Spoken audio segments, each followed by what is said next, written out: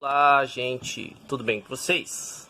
Hoje eu vou comentar aqui a respeito de um corte, de um vídeo, de uma entrevista, na verdade, do Pirula, né?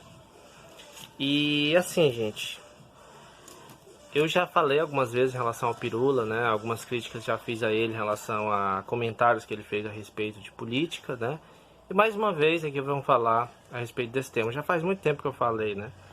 E essa entrevista dele, ela eu poderia dizer que é recente, faz poucos meses, mas não é tão recente assim como geralmente as pessoas costumam, né?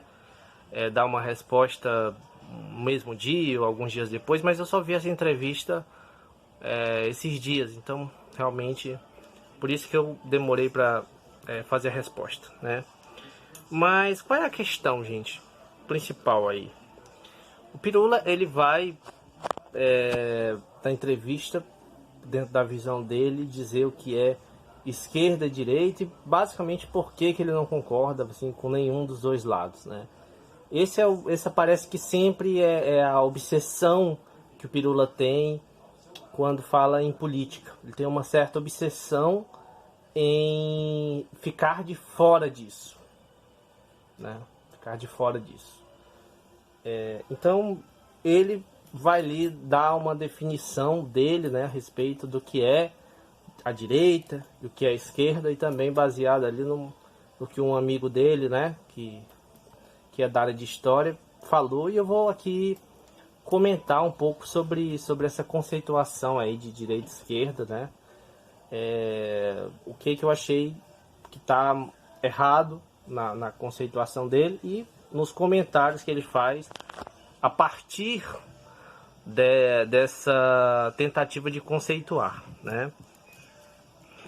E ele começa já de forma bem enfática dizendo que basicamente a diferença da esquerda e a direita é que a direita preza por eficiência e a esquerda pelo lado social. E aí que eu acho que começa o grande erro, né? Afinal, de que eficiência o Pirula está falando, né? O que é ser eficiente? E eu vou aqui fazer uma diferenciação para a gente poder entender qual é o problema que eu tô levantando a respeito desse termo, né? Que é o seguinte, gente. Se a gente for analisar a questão da eficiência na esfera pública e na esfera privada, ou seja, no Estado, a diferença, por exemplo, do Estado, né? De uma empresa estatal para uma empresa privada, a gente vai ver como a ideia de eficiência ela é completamente diferente. Isso você pode observar, você pode constatar, na verdade, assistindo a uma aula que vai falar sobre isso, uma aula, um concurso qualquer aí, né, da esfera pública. Você vai ver como a administração pública e a administração privada, ela... Eu acho que Pirula gosta tanto de usar a questão dele ser doutor, né, usar esse argumento de autoridade. Então, assim, se você gosta disso, eu posso dizer para vocês que eu posso falar desse assunto da esfera privada, né? Porque eu tenho uma formação na área, né, administração de empresas privadas e estudei também para concursos públicos e estudei bastante coisa relacionada à esfera pública, à administração pública. E posso garantir para vocês que é uma visão completamente diferente. Vou tentar aqui resumir, né, de forma bem básica, só para a gente começar a entender os problemas dessa conceituação, né? Porque assim, resumidamente, o principal objetivo de uma empresa privada é a obtenção de lucros, né? Dessa forma ela pode se manter, pode crescer, expandir, contratar mais pessoas e assim por diante, né? E gerar lucro para pro dono da empresa, né? Que é o grande objetivo dele, sem sombra de dúvidas. Lógico que ele vai ter outros objetivos também, mas quando se fala em eficiência na esfera privada, é basicamente isso. Olha, você tentar diminuir ao máximo os custos e tentar alavancar ao máximo, né, os lucros, oferir mais lucros para a empresa. Conseguir ganhar mais e gastar menos. Basicamente essa é a ideia na esfera privada. Então, o Pirula, quando ele está falando, ele está conceituando aí, se fosse dentro de uma esfera privada, esse conceito dele, até que faria sentido. Mas ele está falando aí em termos de direita e esquerda, ou seja, ele está se referindo muito mais à questão do Estado, né? Então, isso é complicado agora, pelo que eu vou falar agora em relação à questão da esfera pública, né? Na esfera pública, gente, a ideia de eficiência ela é completamente diferente. Primeiro que não existe lucro. Então, o termo que se pode usar é superávit e tal, né? O que é que acontece? O Estado ele se abastece por meio dos impostos, né? Por meio dos impostos, e ele faz ali uma série de investimentos, né? Em área de saúde, educação e tal. Então ele não tem o objetivo de oferir lucro, né? Ele tem o objetivo de pegar a eficiência é usar esses recursos provindos dos impostos e utilizá-los, né, para o bem da sociedade. E como é que a gente pode medir, algumas formas vou falar aqui de medir essa eficiência estatal? A gente pode pegar os programas sociais, por exemplo. Vamos pegar um programa social. Vamos pegar o exemplo aqui. Bolsa Família ou algo similar, né? Que é um programa de transferência de renda direta para as pessoas. A partir desse programa, quantas pessoas conseguiram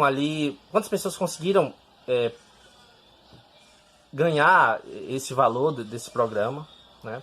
Como essas pessoas, o padrão de vida dessas pessoas, o padrão de consumo dessas pessoas, como mudou, né? Essas pessoas obtiveram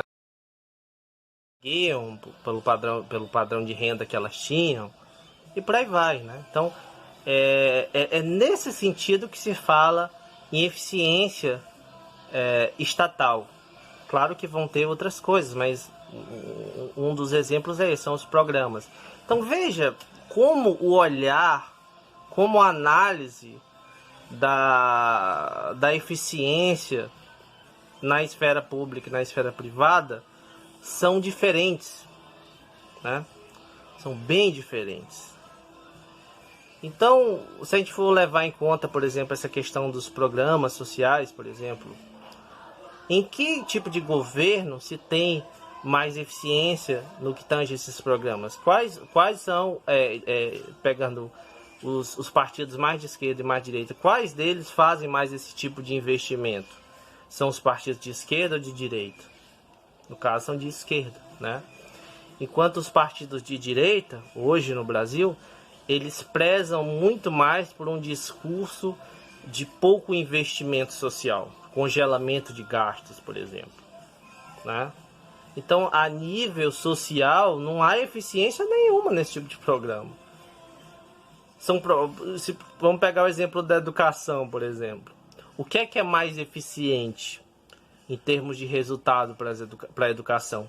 Aumentar o investimento em educação, em pesquisa, né, em vagas na universidade, né, para os estudantes, que é o que os partidos de esquerda geralmente fazem, ou você aprovar um teto de gastos que vai reduzir isso, reduz salário, reduz dos profissionais da área de educação e de outras áreas também, né, claro, estou dando o exemplo da educação, mas de tantas outras áreas.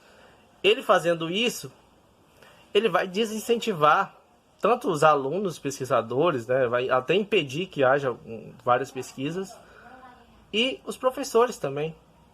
Toda essa rede de educação da esfera pública. Então, eu não vejo o menor sentido em falar que a direita preza pela eficiência. Não faz o menor sentido, ao meu ver. Muito pelo contrário. Para mim, quem está prezando pela eficiência sobre essa perspectiva estatal é justamente a esquerda, né? E assim, a gente pegou agora um governo Bolsonaro, governo Guedes, que tirou os investimentos social. A direita tem aquele discurso que isso é para melhorar a economia, gerar mais empregos, né? Então tira esses benefícios sociais, esses investimentos na esfera social, tira investimentos, tira também ali algumas leis trabalhistas, né? Que eles dizem que isso é para gerar mais eficiência para as empresas. No entanto, a gente não vê esse tipo de resultado. A gente não vê um resultado das empresas contratando mais por conta disso. Não se vê isso, não se viu isso no Brasil, né? E na verdade o remédio que se tem para a saída das crises é justamente o aumento do investimento estatal, né? O modelo keynesiano, que é o modelo que é utilizado por diversos países para a saída das crises. Então essa ideia de direita ser prezar pela eficiência e a esquerda pelo lado social é totalmente equivocada, errada.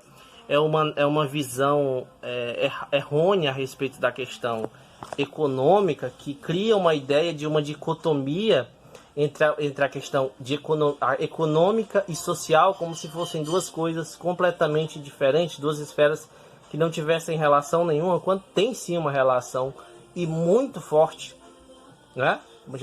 Tem uma relação bastante forte. Então não faz sentido essa dicotomia, colocar como se fossem duas coisas inversas, melhorar uma coisa, piora a outra. A gente pode, de novo, dar o exemplo da questão do Bolsa Família. Há uma transferência de renda. Essa renda dessas pessoas faz com que o padrão de consumo delas mude. Muitas delas vão consumir, sei lá, equipamentos eletrônicos, eletroeletrônicos e tantas outras coisas. Isso vai dar um impulsionamento para o mercado. E esse impulsionamento do mercado vai ser bom para as empresas, vai gerar mais empregos e assim por diante, né? Então, e nem é uma coisa que é feita só no Brasil. Então a direita ela tem essa ideia de que isso é uma coisa ruim e não é, na verdade, né? Então a direita, que eu digo brasileira, a gente ainda tem um outro problema nessa questão, que é justamente essa conceituação entre esquerda e direita. A gente está simplificando aqui, né?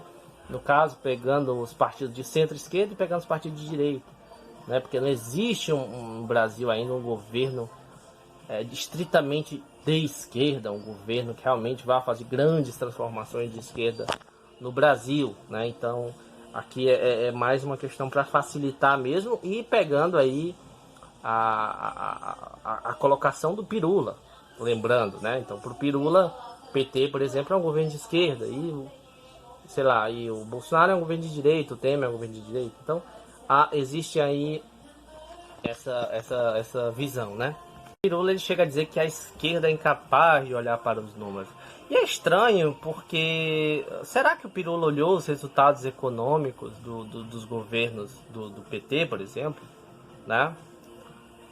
Ou pontos que eu gostaria de falar, para não ficar muito longo, né? Essa análise desse trecho da entrevista do Pirula, eu gostaria de dizer o seguinte: além de todos esses problemas que eu já falei, existe uma inconsistência, uma incoerência, uma contradição no discurso da direita referente, né, a essa questão fiscal, essa questão de não pode gastar mais, né, o Estado não tem que ser enxuto, tem que fazer reforma administrativa, tem que reduzir o número de servidores, por aí vai, para diminuir os gastos do Estado, né? Mas o problema é que quando se trata de bancos, quando se trata de megacorporações, igrejas, enfim, quando é conveniente, eles não respeitam essa premissa que eles estabelecem e eles perdoam dívidas bilionárias. Eles repassaram, né, durante essa última crise, mais de 1 trilhão para os bancos. Então, assim, né, repassam dinheiro de verbas parlamentares aí, multimilionárias, bilionárias às vezes, para os deputados, partidos, para poderem votar ali como o governo quer. Então, sabe, é um discurso falso, como tantos outros que eles reproduzem, né? Então, acho que essa ideia do Pirula é uma grande ilusão, uma grande distorção da realidade. Até mais.